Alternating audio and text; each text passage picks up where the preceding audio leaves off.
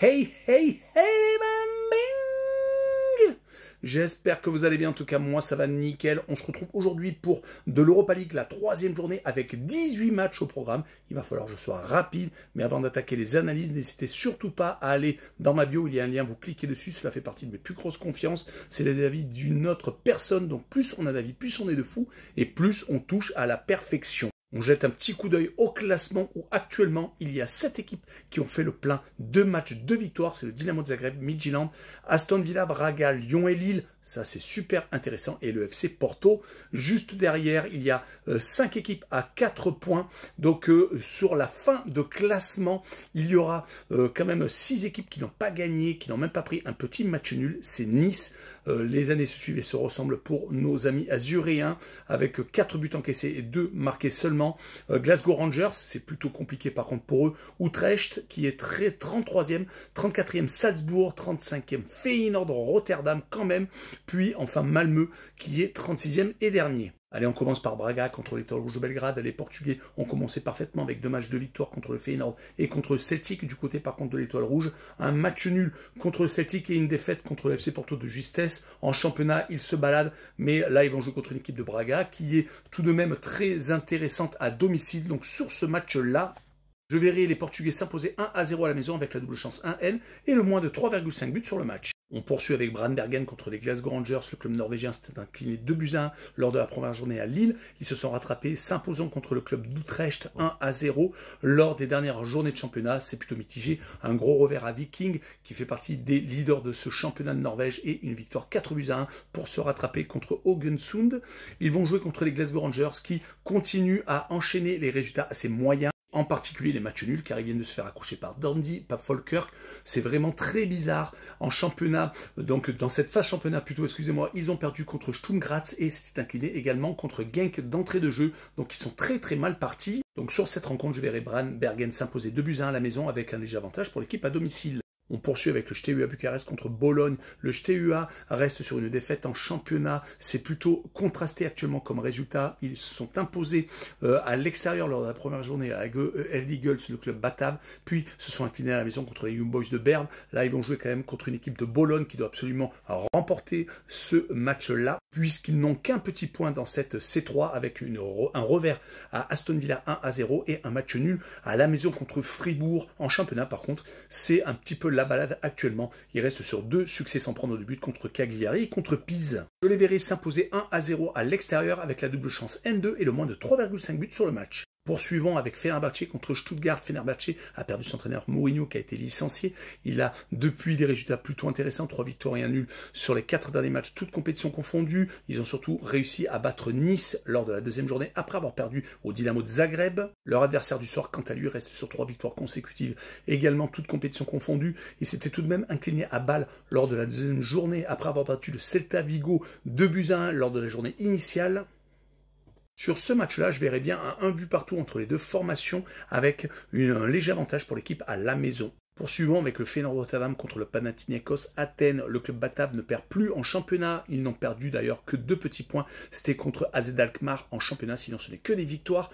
En Ligue Europa, ils ont perdu par contre à la maison contre Aston Villa après avoir perdu à Braga. Il est temps de prendre enfin 3 points contre une formation grecque qui n'est pas au top au niveau championnat, qui vient encore de faire match nul ce week-end à l'Aris Salonique, qui en Ligue Europa a perdu contre Go Eagles et s'est imposé par contre aux Young Boys de Berne, donc étant peut-être un peu plus à l'aise à l'extérieur. Sur ce match-là, je verrai quand même le Feyenoord s'imposer 3-1 avec le plus de 1,5 but pour l'équipe à domicile. On continue avec Go Ahead Eagles contre Aston Villa qui est quand même favori sur cette opposition.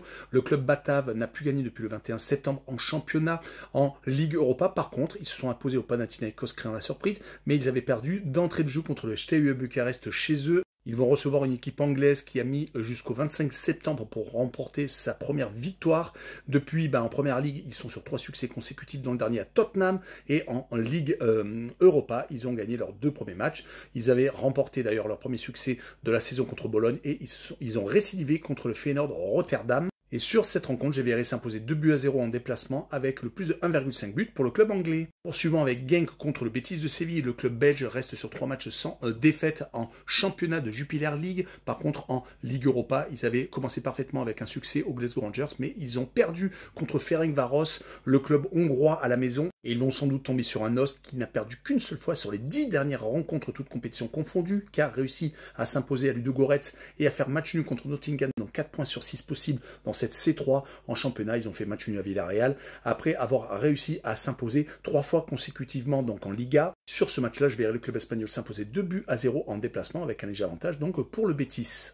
Allez, enchaînons avec Lyon, un des matchs qui nous intéresse le plus contre le FC Bâle. Les Lyonnais sont en grande difficulté en championnat. 2 défaites consécutives, dommage car ils avaient réussi à s'imposer à Lille, à Lens. Mais là, ils viennent de perdre contre Toulouse et contre Nice, prenant au passage quand même 5 réalisations. Alors c'était quand même une équipe qui était très solide défensivement. Ils ont tout de même réussi à faire le plein en C3 avec une victoire contre Salzbourg et contre Utrecht. Cette réception du FC Bâle arrive peut-être au bon moment, mais les Bâlois restent sur 3 victoires consécutives sans prendre de but. Ils ont réussi à s'imposer en Super League contre Winterthur et contre le Servette de Genève. En Ligue Europa, ils ont également battu Stuttgart après avoir perdu à Fribourg. Mais sur ce match-là, je verrai quand même les Rodaniens s'imposer 2-1 avec un léger avantage pour l'équipe à domicile. Poursuivons avec Salzbourg, l'équipe autrichienne contre l'équipe hongroise de Ferencváros. L'équipe de Salzbourg a relevé la tête en Bundesliga car ils viennent de gagner 2 fois et ont fait un partage de points. Ils avaient par contre eu un gros trou d'air en Ligue Europa. Malheureusement, c'est 2 matchs de défaite contre Lyon et contre le FC Porto. Mais en face, il y a une équipe hongroise qui ne perd pas depuis le 19 août, mais c'était en qualification pour la C1. Ils avaient été éliminés par Karabakh. Depuis, ils n'arrêtent pas de faire ou des matchs nuls et gagnent quelques réalisations, mais là, ils restent sur 2 partages de points consécutifs. En C3, ils se sont imposés quand même à Genk lors de la deuxième journée après avoir fait match nul contre le Victoria Pilsen. Je les verrai s'incliner quand même 1-0 à Salzbourg avec la double chance 1N et le moins de 3,5 buts sur le match. Enchaînons avec la Roma contre le Victoria Pilsen. Les Romains viennent de s'incliner dans un des matchs au sommet contre l'Inter de Milan.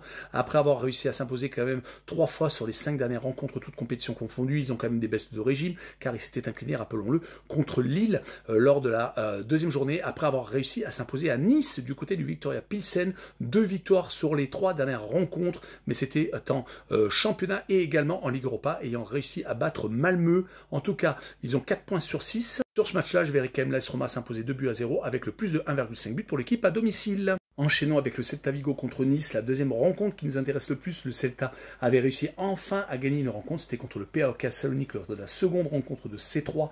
Ils avaient quand même perdu contre Stuttgart, donc 3 points sur 6 possibles. Mais en championnat, c'est complètement hallucinant. Ils continuent à faire des matchs nuls, 1 but partout. C'est leur 7e depuis le début de la saison et ils n'ont donc pour l'instant pas encore gagné 3 points. Ils font donc un énorme surplace du côté des Azuréens en Ligue 1. Cela va beaucoup mieux après le succès contre Lyon et le match nul à Monaco. Ils avaient eu quelques trous d'air comme à Brest ou contre le Havre pendant 3 et 4 buts. En C3, ça continue. 2 matchs de défaite contre l'AS Rome et contre le Fenerbahçe Istanbul. Sur ce match-là, je les vois prendre leur premier point et faire un but partout en Espagne avec quand même un léger avantage pour l'équipe à domicile. Par manque de temps, je vais vous donner les pronostics, sauf celui de Lille, que je vais développer un petit peu plus en fin de vidéo. En tout cas, je verrai le Celtic de Glasgow s'imposer contre Sturm Graz 2-1, avec 1 voire 2 buts d'écart pour le club écossais à la maison. Fribourg contre Utrecht, le club allemand s'imposer 2-0, avec le plus de 1,5 but pour l'équipe à domicile. Également le Maccabi Tel Aviv qui, pour moi, va s'incliner contre le club danois 2-0 contre Midtjylland, donc, mais sur terrain neutre. Rappelons qu'il ne joue pas à domicile, avec un léger avantage donc pour l'équipe à l'extérieur. Malmö faire match nul contre les Dynamo de Zagreb avec un léger avantage pour l'équipe à l'extérieur, donc l'équipe croate. Enfin, Nottingham Forest contre le FC Porto, je verrai le club portugais s'imposer 2-1 à l'extérieur avec la double chance N2 et les Young Boys de Berne s'imposer 2-1 contre Ludogorets, le club bulgare avec la double chance 1N et le plus de 1,5 but sur le match. Et on finira avec Lille contre le PAOK Salonique. Les nordistes viennent enfin de s'imposer à l'extérieur, c'était à Nantes, après 2 matchs sans victoire, 2 réceptions plutôt intéressantes contre Paris où ils ont fait un but partout, mais plutôt embêtantes contre Lyon où ils se sont inclinés 1-0. Mais ils sont avec actuellement 2 victoires en C3, donc très très bien partis. C'est un imposé de justesse contre Brandbergen et également ayant fait la très bonne opération s'imposant à l'AS Rome. Ils vont rencontrer donc le PAOK Salonique qui reste sur 2 victoires très probantes en Super League grecque, s'étant imposé à l'AEK Athènes et ayant battu l'Olympiakos, marquant 4 buts au passage et n'en prenant qu'un petit. Par contre, dans cette C3, c'est un match nul contre le Maccabi Tel Aviv d'entrée de jeu et une défaite au Celta Vigo, le seul succès des Espagnols, donc plutôt compliqué, mais bon, c'est quand même une équipe qui est très difficile à jouer. En tout cas, sur ce match-là, je verrai une équipe de Lille s'imposer 2-0 avec le plus de 1,5 but pour l'équipe à domicile. Voilà, on y est arrivé. Tchou le bambing!